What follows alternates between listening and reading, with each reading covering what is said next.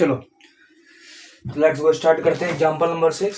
ठीक है, तो देखते हैं। कह रहा so that each of the following number is a rational, what can you say about the prime factor of their denominators. ठीक, तो हमें क्या करना है, पहले इसको प्राइम फैक्टर्स के रूप में चेक कर लेना है। ठीक है ना। रेशनल नंबर हमें देखना है कि शो करना है कि रेशनल नंबर है या नहीं। तो फर्स्ट नंबर हम देखते हैं क्या कह रहा है। कह रहा 23.123456789 123456789।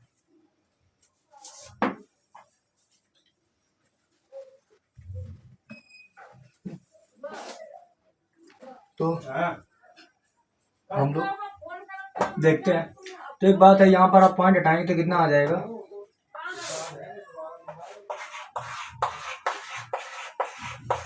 1 2 3 4 5 6 7 8 9 1 2 3 4 5 6 7 8 9। ठीक, अब देखो ये 9 आ गया तो आप लिख सकते हो 2 3 1 2 3 4 5 6 7 8 9 अपॉन 10 की पावर क्या लिख सकते हो, 1 2 3 4 5 6 7 8 9। 10 की पावर 9 लिख सकते हो। इसको लिख सकते हो 2 3 1 2 3 4 5 6 7 8 9 अपॉन 10 को क्या लिख सकते हो, 2 मल्टीपल 5 की पावर 9 लिख सकते हो। ठीक, आप देखो आगे। तो यहाँ से आपका ये आ जाएगा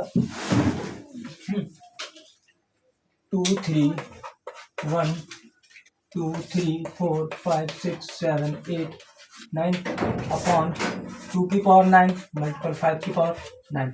अब यहाँ से आप इमेजिन करोगे, ये जो देख रहे हो पावर क्या आ रहा है, 2 की पावर m मल्टीपल 5 की पावर n के फॉर्म का आ रहा है। और इसमें रिमाइंडर भी आपका क्या आ रहा है, 0। और ये कैसा है, टर्मिनेटिंग है। क्या कह रहा है, टर्मिनेटिंग डेसिमल है। क्या है, टर्मिनेटिंग डेसिमल। ठीक, आप समझ गए यहाँ पर ये क्या है, टर्मिनेटिंग डेसिमल है। और ये जो हमारा क्वेश्चन है 23.123456789। ठीक, हमने यहाँ से क्या किया, पॉइंट हटा दिया, नीचे कितना आ गया, 1 पॉइंट का 1। और जितने डिजिट थे 1 2 3 4 5 6 7 8 9 9 जीरो लगा दिए। उसके बाद हमने इसको पावर में लिख लिया। 10 को लिख सकते हैं 2 मल्टीपल 5। फिर हमने पावर को अलग अलग ब्रेक कर दिया। ये जितने भी लेक्चर है ना, lecture number 1, lecture number 2, lecture number 3, lecture number 4 देखे जाके आप RS का, तो उसमें सारे कॉन्सेप्ट हैं आपका। अब यहाँ पर देख रहे हो कि रिमाइंडर 0 आएगा जब आप इसका डिवाइडेशन कर रहे हो, क्योंकि देखो यहाँ पूरा पूरा कटा है तो रिमाइंडर 0 है। जब मैंने बोला जब रिमाइंडर 0 होता है तो वो कैसा डेसिमल होता है, टर्मिनेटिंग डेसिमल होता है। ठीक, अगर इसका रिमाइंडर 0 ना होता तो नॉन टर्मिनेटिंग रिक्वेरिंग डेसिमल होता। ठीक, तो ये क्या आ गया, हमारा रेशनल नंबर फॉर्म में आ गया। ठीक है, तो ये उसको बोल सकते हो यस, हाँ ये रेशनल नंबर फॉर्म में आ सकता है। एग्जाम्पल नंबर फर्स्ट का सेकंड नंबर देखो, नोट डाउन कर लो या स्क्रीनशॉट ले लो। ठीक है,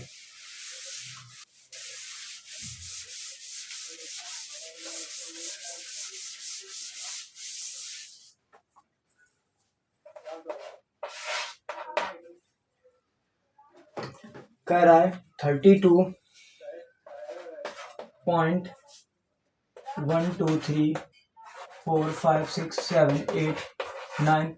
अब ये आ रहा है नॉन टर्मिनेटिंग रिक्वेरिंग डेसिमल आ रहा है। ठीक, तो यहाँ पर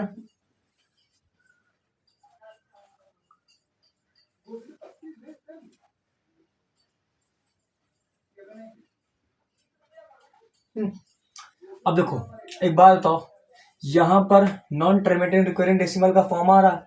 अब एक बात हो, अगर आप दशमलव हटाओगे तो दशमलव तो आपका जैसे हटाओगे तो ये मान लो ये आ जाएगा 3 2 1 2 3 4 5 6 7 8 9 dot dot dot dot dot, ये रिपीटेशन चलता रहेगा। और अपॉन में कितना आएगा समझ लो, डॉट डॉट डॉट डॉट, ये भी पता नहीं कहाँ तक जाएगा। तो यहाँ पर आप लिख सकते हो 32 1 2 3 4 5 6 7 8 9 dot dot dot dot upon 2 multiple 5 की पावर इन्फिनाइट लिख सकते हो। क्या लिख सकते हो, इन्फिनाइट लिख सकते हो। ठीक है, अब ऐसा लिख सकते हो क्योंकि पता नहीं जीरो कहाँ तक जा रहा है। तो ये देख रहे हो, ये 2 की पावर 5 टू की पावर इनफाइनाइट, 5 की पावर इनफाइनाइट में आ रहा है, ठीक। ये मान लो, तो ये फॉर्म तो बन रहा है ना, 2 की पावर m मल्टीपल 5 की पावर n का फॉर्म बन तो रहा है ना, लेकिन हम ये नहीं कह सकते हैं कि ये टर्मिनेटिंग डेसिमल है। तो हम इसको बोल सकते हैं नॉन टर्मिनेटिंग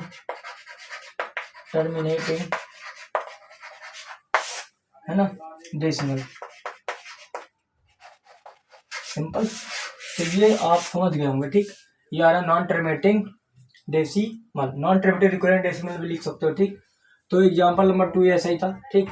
तो आप लिख सकते हो prime factor is the denominator is the 2 and 5 also तो है ही है, इसका डिनोमिनेटर तो है 2 into 5, ठीक। लेकिन क्लियर नहीं ना कहाँ तक इसकी पावर जा रही। तो ये रेशनल नंबर तो है, लेकिन कैसे है, नॉन टर्मिनेटिंग डेसिमल है। एग्जांपल नंबर 7 देखो।